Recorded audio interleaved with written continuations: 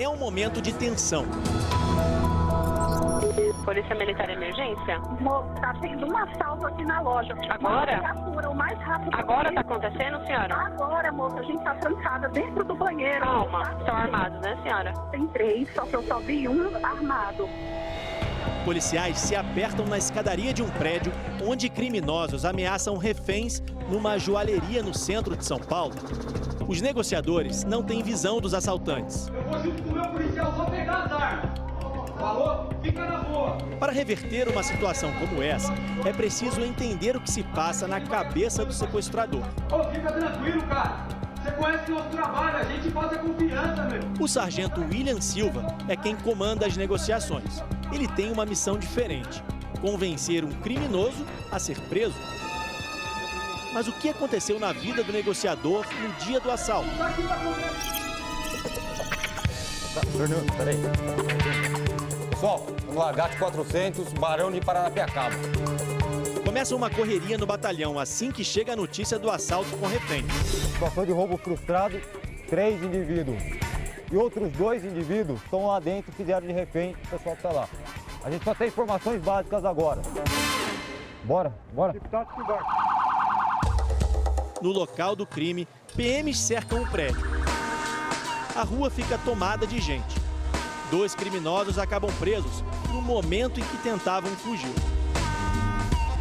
Os ladrões que ficaram no prédio dispararam 3 tiros. Lá dentro, ameaçavam os reféns. O clima era de pânico. Tava muito nervoso, o pânico da gente quando ele tá nervoso. Se ele matar um ali, armado, era 2 palitos, mas eles estavam muito alterados. No batalhão, a equipe ainda não sabe o tamanho do problema. Mas como a polícia consegue montar uma estratégia sem conhecer o inimigo? O trabalho da equipe de negociação começa pelo menos 1 ano antes do crime. Para ser um negociador, o policial precisa fazer um curso, um treinamento, ter experiência. E ainda assim, quando vai para a rua, vai acompanhado de várias equipes, da equipe tática, da equipe de atiradores e de uma equipe de gerenciamento de crise. São cerca de 30 pessoas para salvar a vida dos reféns. A caminho da joalheria, os negociadores recebem a informação oficial. 13 assaltantes entraram na loja. 9 conseguiram fugir. Estas imagens mostram policiais perseguindo os assaltantes. Quando William e as equipes chegam no local, 2 criminosos ainda estão na loja. É o crime com o maior número de reféns na história do GAT. A gente não tá aqui pra contrariar o que combinou não, Roberto. O que eu falei com você, meu comandante tá garantindo, a gente tá garantindo aqui pra você, meu. Depois de 5 horas de negociação, as primeiras vítimas começam a ser libertadas. Como combinado, reféns com as mãos para o alto. Os assaltantes se entregam e saem algemados.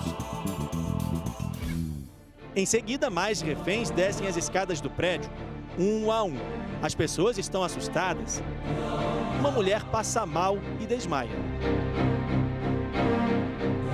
Esta outra leva o filho nos braços, um bebê de 6 meses. No fim, o choro de alívio. E o tempo todo ameaçando, eu fiquei bem próxima deles, mas aí graças a Deus deu tudo certo. Isso foi importante, é que deu tudo certo, todo mundo saiu ileso. É uma responsabilidade, é uma preocupação muito grande ter as pessoas, sabe, acreditando no nosso trabalho, sabendo que ali a gente é a alternativa que vai salvaguardar a segurança, a vida dela. Chegar a poder abraçar a família com a sensação de dever cumprido. Nós pegamos uma ocorrência na qual nós atendemos no centro de São Paulo e trazemos para a nossa realidade.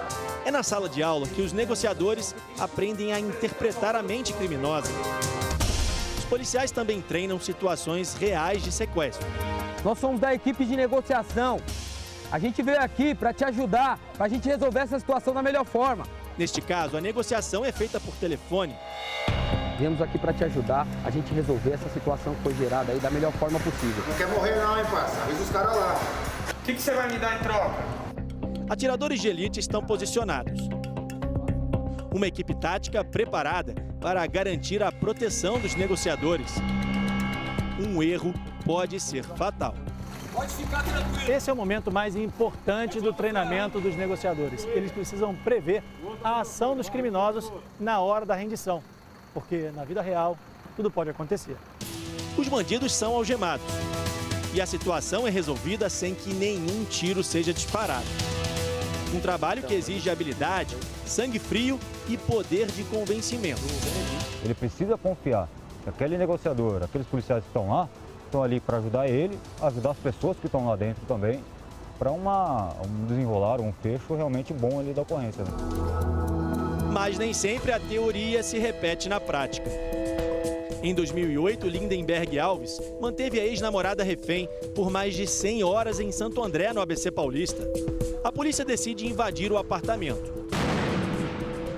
Mas Eloá Pimentel é morta com um tiro na cabeça. Os casos que envolvem relações afetivas são os que mais exigem paciência e preparo dos policiais negociadores.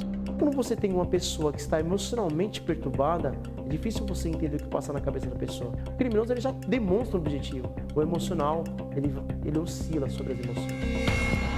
Um dos casos que mais exigiu a paciência dos negociadores aconteceu aqui, numa das regiões mais movimentadas do centro de São Paulo. Uma ex-funcionária armada invadiu um escritório de advocacia nesse prédio e fez 2 pessoas reféns. Foram 5 horas de negociações. Ela tinha uma relação muito próxima, muito afetiva com o chefe, com a advogada, que era a chefe dela. Então, quando ela foi demitida, ela se sentiu como se fosse uma traição. E ela queria, de alguma forma, ser ouvida. Onde ela entrou, dando um tiro na porta de vidro, tentou entrar dentro do ambiente. Naquele dia, Edson salvou a vida de todos. A sequestradora havia deixado um bilhete para a ex-chefe. Te amo, chefe querida, te amo. Na hora da invasão, a advogada e uma secretária se esconderam numa sala ao lado. O que a ex-funcionária não imaginava é que, nesse momento, a polícia retirava as vítimas pelo lado de fora do prédio. Mas o resgate das reféns não acabou com o trabalho dos negociadores. Estas imagens são exclusivas. A mulher que invadiu o escritório aponta a arma para o próprio peito.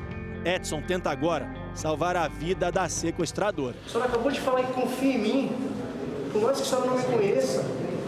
Olha pra mim, Manuel.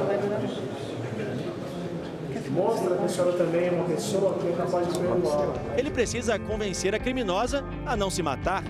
Muda a ameaça, muda a técnica do negociador. Esse pessoal que tá aqui, todo mundo trabalha conjunto. Estou aqui conversando com a senhora até agora. Esse vai ser o nosso caminho, nós vamos fazer comédia. O suicida, ele não quer trocar nada, ele não quer te oferecer nada, ele simplesmente fala assim, eu vou tirar da minha própria vida. Eu só quero que vocês se afastem que eu vou realizar esse ato. Aí você tem que oferecer alguma coisa, mostrar para ele que ele tem uma outra alternativa e precisa ser rápido. O relacionamento entre ex-funcionária e chefe quase acabou em tragédia, se não fosse a experiência de um policial. O que move o negociador, a função na qual eu exerço, é você ter a pessoa salva.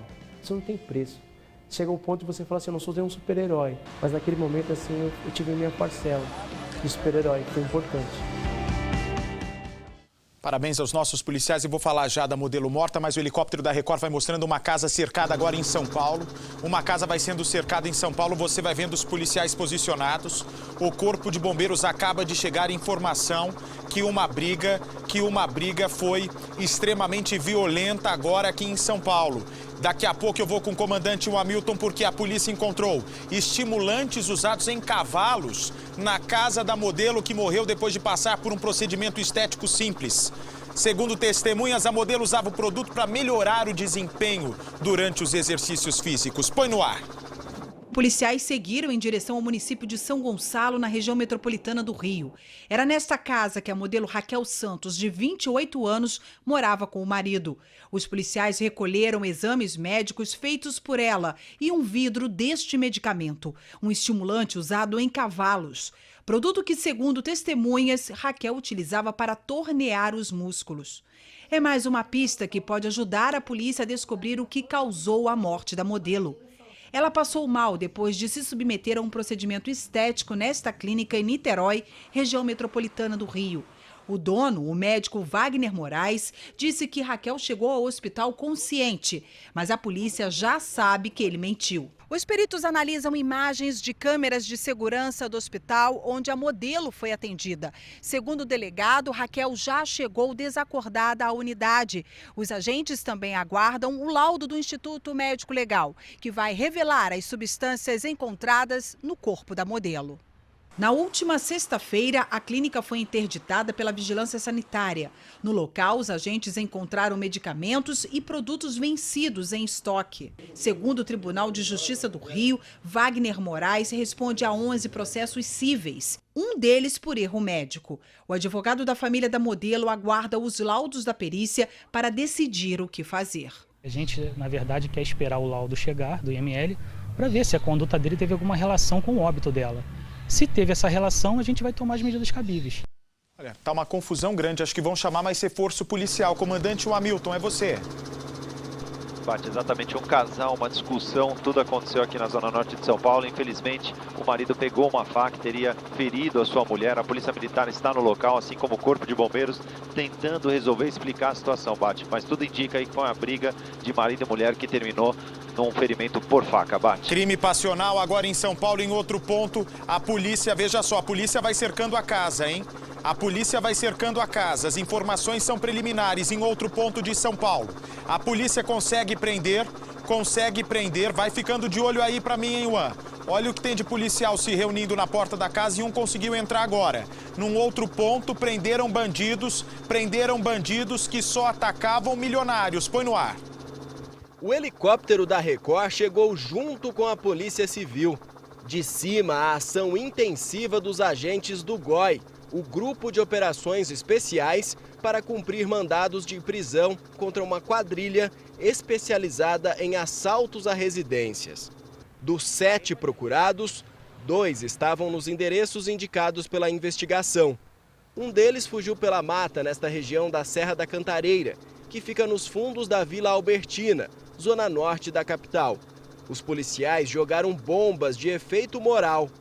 Fabrício Santos Bispo, de 21 anos, escapou da mata, mas acabou preso minutos depois por policiais militares. Já Michel Andrade dos Santos foi preso em casa. Quando os agentes chegaram, ele estava dormindo. Michel, você participou desses assaltos? Não, senhor. Por que você está sendo acusado? Você participou de algum assalto à residência? Senhor, estou trabalhando. Para o delegado do GOI, Michel é um dos cabeças da quadrilha. Encontrou alguma coisa na casa dele? Encontramos alguns bens que não condiz com a situação financeira dele e da família, os quais serão apresentados para as vítimas para possível reconhecimento. Em 2 meses de investigação, a polícia observou que a quadrilha agia da mesma forma. Os alvos escolhidos eram as mansões da região da Serra da Cantareira. Os assaltantes, armados, aproveitavam quando os moradores chegavam em casa para invadir o local. Lá dentro, todos os familiares eram colocados no mesmo cômodo e começavam as ameaças. Enquanto isso, outro grupo de bandidos aproveitava para roubar tudo o que tinha na casa. Os bens eram colocados dentro dos carros dos próprios moradores e eles então fugiam. Depois, os carros eram encontrados abandonados numa comunidade de São Paulo. A polícia divulgou as fotos dos outros 5 foragidos, que não estavam nos endereços indicados pela investigação. A suspeita é que eles estejam escondidos no litoral do estado. Durante a operação desta terça-feira, os policiais também fecharam um ponto de venda de drogas, que fica na mesma região. Um dos traficantes foi detido, com mais de 200 pinos de cocaína e 25 pedras de crack. A ambulância do Corpo de Bombeiros, nesse momento, deixa o local. A mulher sobreviveu ao ataque supostamente cometido pelo marido, comandante Juan.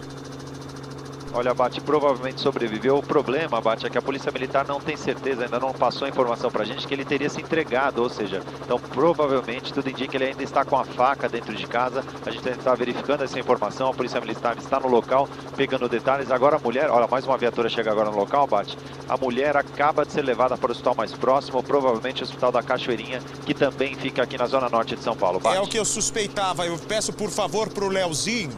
para ele mandar para lá o nosso Mochilink, porque a minha impressão, a impressão que eu tive, eu acho que se confirma.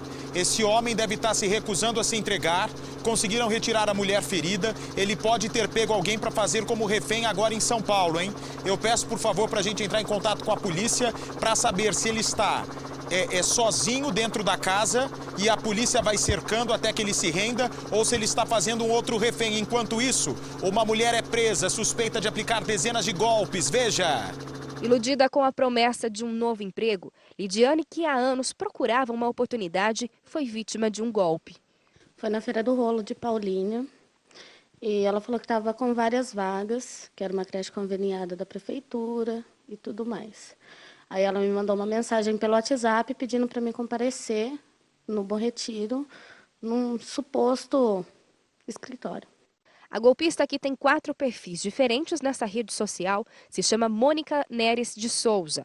É natural da Bahia, casada e tem 2 filhos. Ela teria anunciado as vagas disponíveis em uma publicação nessa página da cidade, onde usuários fazem compras, vendas e trocas sem qualquer garantia. Não só Lidiane, como outras pessoas resolveram arriscar e compareceram na entrevista. Quando ela chegou, ela pediu para a gente se apresentar, tudo. E ficamos lá. E o resto da tarde ela falou que ia conversando e querer fazer entrevista um por um, só que nós ficamos esperando e nada disso aconteceu. No segundo dia ela pegou e deu uma ficha para a gente assinar, para a gente colocar nome do pai, da mãe, CPF, RG, título de eleitor, número do PIS, número da carteira, foto. Todo o processo seletivo ocorreu nesse prédio, onde estava sendo montada a suposta creche. Depois da entrevista, Lidiane conta que as vítimas tiveram curso de primeiros socorros e até receberam certificado. Nesse vídeo gravado por um dos contratados da golpista, Mônica explica de onde surgiu a ideia de abrir uma creche e dá boas-vindas aos funcionários. Era do meu pai, ele deixou esse grande trabalho para mim. Já tem 5 meses que eles foram, espero que eu possa contar com vocês. Aí foi 2 mulheres até a prefeitura para estar averiguando se era realmente verdade ou mentira. Aí elas foram lá, falaram que era tudo mentira, que não tinha nada a ver uma coisa com a outra. No 5º dia de seleção, funcionários de uma loja de imóveis vieram até a suposta creche e começaram a recolher toda a mobília nova do prédio. Em seguida, funcionários de uma papelaria fizeram o mesmo com os novos materiais. A história, que já estava estranha, chamou ainda mais a atenção das vítimas, que logo em seguida tiveram a certeza. A polícia também esteve aqui e levou Mônica para a delegacia para prestar esclarecimentos sobre compras que ela fez e não pagou. Ela depositou um valor irrisório de R$2, né, e conseguiu fazer com que as pessoas entregassem essa mobília nessa creche. Só que depois descoberto o golpe, no início deste ano, né, a pessoa que vendeu a mobília para a creche veio até a delegacia e deu-nos conta da situação, e aí a polícia foi atrás dela, descobrindo as instalações, recuperando os móveis, né, essa mobília toda, e devolvendo para essa primeira vítima. Rapidamente, a notícia se espalhou pela cidade e a cada hora que passava, mais denúncias eram registradas na delegacia. Outras lojas do município também deu-nos conta que tinha sido procurado por ela utilizando documentos de outras pessoas, na verdade quis comprar outras coisas, né, em diversas lojas da cidade. Com a golpista foram apreendidos talões de contratação de convênio médico, cópias de documentos pessoais, certificado do curso de primeiros socorros, muitos currículos e várias fichas de inscrição para admissão de funcionários. De acordo com o delegado, mais de 40 vítimas foram identificadas e reconheceram Mônica como estelionatária. Mesmo assim, a mulher negou todas as acusações. Um inquérito foi instaurado e Mônica está sob investigação. No entanto, foi ouvida e liberada. Ela deve responder ao processo em liberdade, o que deixa as vítimas ainda mais inseguras e indignadas. Espero que eles averiguem direito essa história para poder fazer alguma coisa contra ela, punir ela de alguma forma. O clima continua tenso. Me dá a imagem do helicóptero da Record. Você vai vendo mais viaturas da Polícia Militar do Estado de São Paulo. Vão cercando a casa. É bem naquela portinha verde ali, comandante. Se conseguir fechar ali na porta verde, exatamente naquela porta verde, a polícia já conseguiu que alguns soldados entrassem, um homem estaria armado e acabou de atacar uma mulher que foi levada rapidamente para o Hospital da Cachoeirinha, aqui em São Paulo. A polícia continua reforçando o local, negociadores estariam dentro da residência, tentando fazer com que o homem se rendesse. Eu vou tentando a confirmação oficial daqui a pouco com a polícia, com o nosso Hamilton, porque um PM reage a assalto e atira nos ladrões. O PM estava deixando a filha na escola, na porta da escola, quando foi abordado. Veja. Esse vídeo mostra o assaltante recebendo os primeiros atendimentos no Hospital de Urgências de Goiânia. Nas imagens é possível ver pelo menos 3 perfurações causadas pelos tiros que ele levou. O assalto aconteceu por volta de 6h40 da manhã. Ainda estava escuro quando o policial militar chegou aqui de carro para trazer a filha, que estuda aqui nessa escola. 2 bandidos se aproximaram e deram voz de assalto. O PM reagiu e atirou pelo menos 5 vezes e acertou um dos bandidos. Logo depois, ele saiu do carro e mesmo baleado, o bandido e o comparsa fugiram no carro do policial. Vizinhos da escola tomaram um susto com o assalto. Eu ouvi uns 5 tiros a 4 tiros. Chegando no portão, eu escutei os tiros. Que eu olhei, tinha um carro parado e o motorista descendo uma criança, mais ou menos uns 9 anos, e pedindo que ela corresse como estava chegando uma professora. E viu ele dando mais ou menos 5 tiros e viu o bandido, né, o homem caído no chão. Depois de escapar, os bandidos abandonaram o veículo e entraram em outro carro. Essas fotos mostram o veículo chegando e saindo do Hugo, onde o bandido baleado foi deixado. Olha, me chegou agora uma imagem da guerra entre traficantes. Gangues disputando a ponta de venda de drogas. Olha, me dá a imagem, por favor.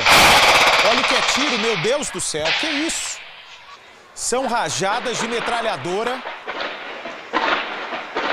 que se misturam ao som de fuzis. É a sinfonia da bala em cima do povo. Que tristeza.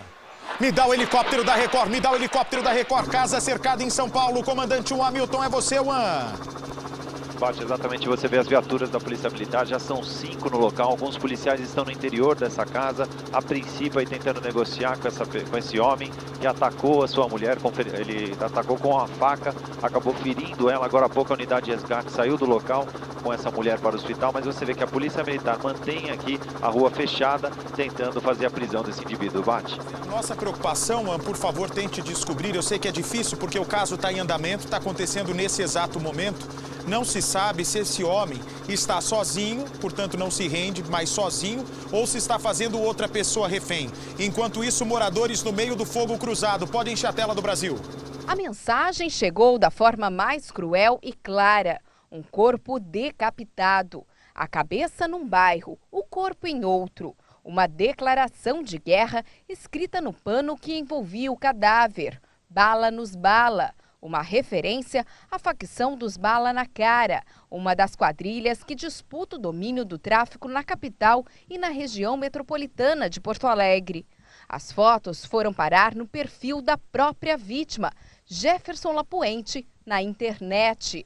Também nas redes sociais circulam informações sobre o acirramento da disputa do tráfico. O som de um tiroteio foi gravado horas depois do crime no bairro Vila Jardim, onde estaria o grupo rival.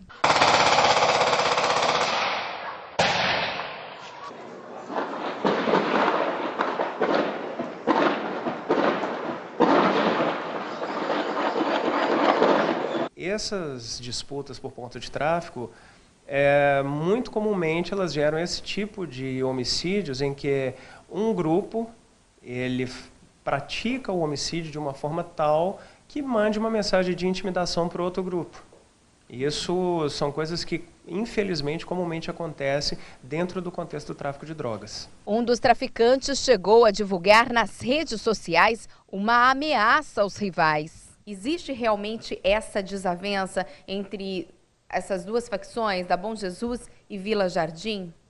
Bom, o que a gente sabe é que são 2 áreas onde existe o tráfico de drogas, onde existem facções, e essas facções, vez por outra, elas entram em conflitos por disputa de pontos de venda de droga. Então, realmente, Está dentro da nossa linha de investigação realmente uma desavença entre essas duas facções. Este crime não foi o único nos últimos dias. Outros homicídios também podem ter ligação com o mundo do tráfico de drogas. Na Lomba do Pinheiro, zona leste da capital, 2 jovens de 18 e 15 anos, que eram primos, foram executados dentro de casa. O local teria sido invadido por 10 pessoas. Um dia antes, um triplo homicídio na capital. 2 corpos estavam numa mesma casa e o outro encontrado numa residência próxima, no bairro Vila Jardim. As vítimas eram um tio e 2 sobrinhos. Muitas vezes trata-se de desavenças ou disputas por pontos de tráfico, ou muitas vezes acertos de contas, dívidas de usuários. Então, as mortes que acontecem em decorrência do tráfico, elas acontecem por vários motivos, mas sempre ligados à mercancia. Outra morte que chocou os porto-alegrenses foi o assassinato do vendedor Giovanni Pereira de Melo, perseguido e executado por taxistas no Morro Santa Teresa, na Zona Sul, no último sábado. Numa mensagem que circula entre os motoristas, o medo de uma vingança e um alerta para que os profissionais evitem a região dominada por traficantes. E esse cara que mataram, ele era um ambulante lá do camelódromo, tinha uma loja de tênis, desses tênis do Paraguaixo, se dava com todos os patrão da boca aí.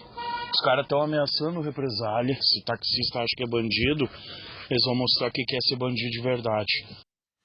Olha, parece que o Hamilton está recebendo uma nova informação. Comandante, já eu volto com você aí, hein? Eu volto com você porque parece que mais policiais estão a caminho do local.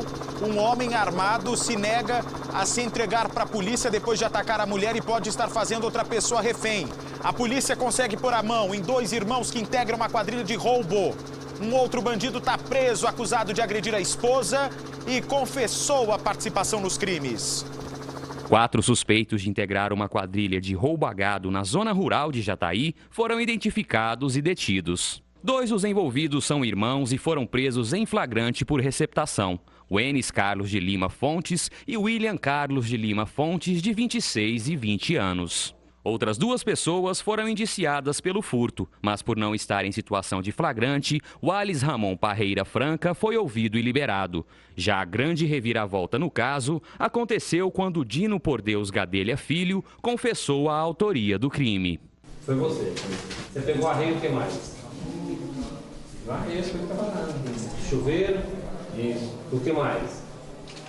As coisas que estavam nítidas. O que chamou a atenção da polícia foi que um dos suspeitos já estava atrás das grades. Ele foi detido depois de agredir a esposa, pagou fiança, foi solto, voltou a agredir a mulher e foi detido novamente. Aqui na delegacia, os policiais descobriram que ele tinha envolvimento direto com a quadrilha. A prisão dele ocorreu novamente aqui na delegacia. Ele foi interrogado com relação ao furto e confessou a autoria. Confessou que realmente ele foi lá, furtou o gado e que depois o entregou para os receptadores no dia seguinte. Na casa de Dino foram encontrados arreios de montaria, pistolas de vacina e talhas. Todo o material foi apreendido pela Polícia Civil. O delegado revela ainda que o modo de ação da quadrilha era discreto e que eles procuravam sempre propriedades rurais sem caseiro, ou seja, locais onde de preferência não tenham pessoas na hora do furto. Eu estou entrando em contato com a polícia que está lá tentando resgatar esse homem que está armado, tentando tirar de dentro dessa casa. Imagina o perigo para essa comunidade. Eu peço, por favor, para as crianças que estão no local, para os pais, retirem essas crianças, por gentileza, daí. Deixa a polícia fazer o trabalho dela tranquilamente, porque o caso é extremamente grave. Um homem completamente fora de si já atacou a mulher e pode dar uma confusão, a polícia ter de usar força, ter de usar a violência para conter esse homem que está completamente furioso, completamente fora de si agora em São Paulo. Portanto, o caso é grave. Já eu vou trazer as informações. Olha, uma jovem, ela consumiu termogênico por conta própria. O termogênico é usado... Tem a foto dela aqui, da Tainara, essa menina linda, 23 anos. 23 anos de idade. Ela usava esse termogênico, que é para acelerar a queima de gordura, de calorias, durante o exercício físico. Estava na academia, começou a passar mal. Teve um infarto, morreu.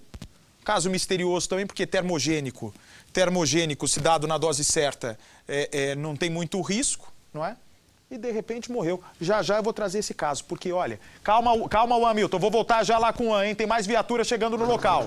Calma o An, esse apressado igual o pai, vem pra mim, por favor, porque hoje à noite, colado com o Cidade Alerta, colado com o noticiário da sua cidade, capítulo especial de José do Egito, 8h30 da noite, a minissérie que está parando o Brasil.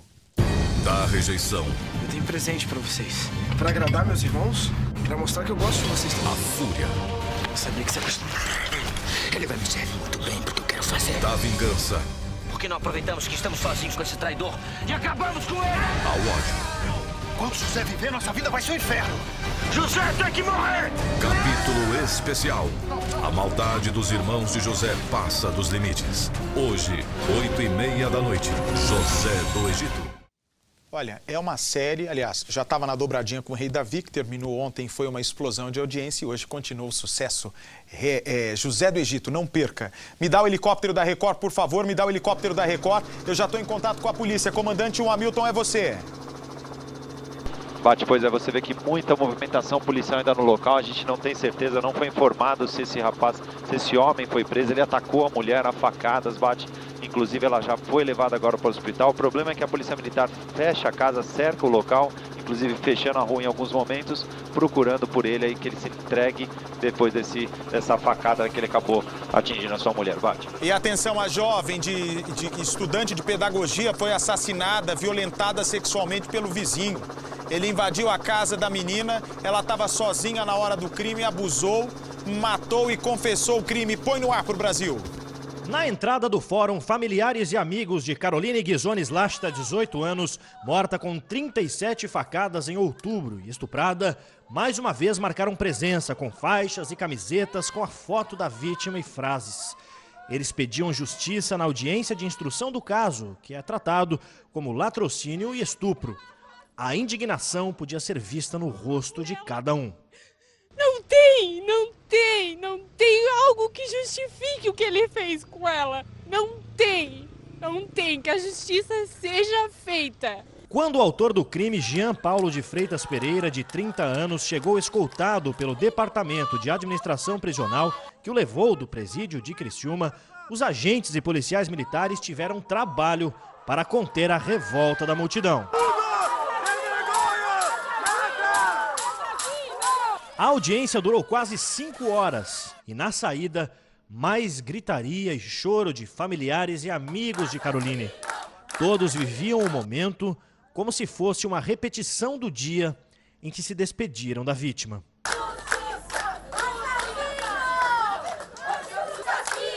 Todas as 4 testemunhas arroladas pela acusação compareceram, mas faltaram 2 da defesa. Cartas precatórias serão enviadas para outras cidades da região para que então essas pessoas sejam ouvidas nestas cidades, aqui mesmo, no sul de Santa Catarina. A novidade é que o réu mudou o depoimento. Desta vez, Jean Paulo disse que Caroline já estava morta quando ele a estuprou. Antes, ele disse que ela estava viva ao delegado Marcelo Viana, que também prestou o depoimento. O acusado está tentando desclassificar o crime de estupro, provavelmente orientado pelo advogado. Se Caroline já estivesse morta quando ele cometeu o ato, o crime seria de vilipêndio de cadáver, com pena de apenas 1 ano de reclusão, ao contrário do estupro, que prevê pena de 6 a 10 anos de prisão. A promotora do Ministério Público que acusa Jean no caso não entrou em detalhes do depoimento, mas falou sobre os próximos passos. Depois de ouvir essas testemunhas de defesa, o processo vem para o Ministério Público, a gente vai analisar se precisa alguma outra diligência, se tem alguma outra prova para ser coletada. E se não houver necessidade de mais provas, a gente já faz uma manifestação que se chama alegações finais para concluir. Pela instrução, pela continuidade aí que se deu ao processo, o indicativo é de que se mantenha essa tese de latrocínio e do crime de estupro, como desde o início o Ministério Público já encaminhou através do oferecimento da denúncia. A audiência parou a pacata cidade de Uruçanga e as 37 facadas de Jean Paulo em Caroline foram respondidas aos gritos de familiares e amigos que, ansiosos, esperam por justiça.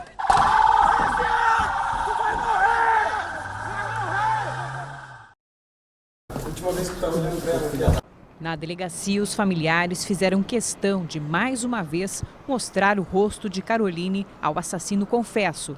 Jean Paulo Pereira de Freitas, de 30 anos, assumiu cometer o crime sozinho, sob efeito de cocaína. Quem conhece a minha sobrinha sabe que ela estava num momento muito feliz da vida dela.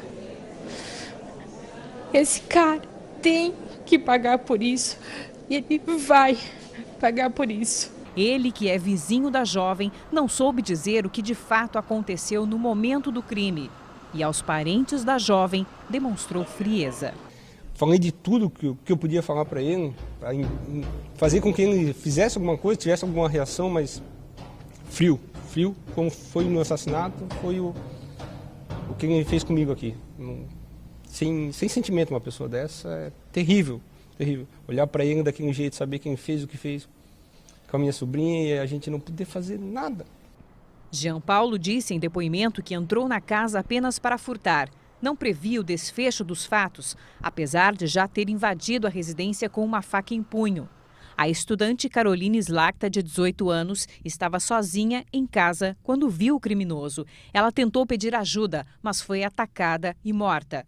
O assassino viu o portão da casa aberto e entrou para procurar por objetos que pudesse roubar e trocar por drogas.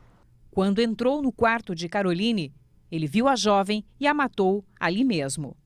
Caroline morava com a mãe, fazia faculdade de pedagogia e sonhava em dar aulas para crianças. No dia do crime, a mãe de Caroline saiu pela manhã para trabalhar e a jovem ficou sozinha. Ela tinha combinado com o avô de encontrá-lo em um supermercado. Mas como não apareceu na hora marcada e não ligou para avisar que atrasaria, o avô foi até a casa dela e a chamou.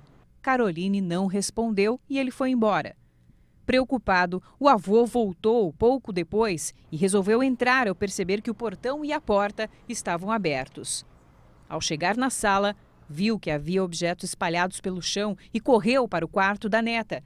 Caroline estava deitada e já não respondia aos chamados do avô. A polícia foi até o local e em seguida começaram as investigações. No início, havia a suspeita de crime passional, o que logo foi descartado, já que Caroline não tinha namorado e nenhum inimigo.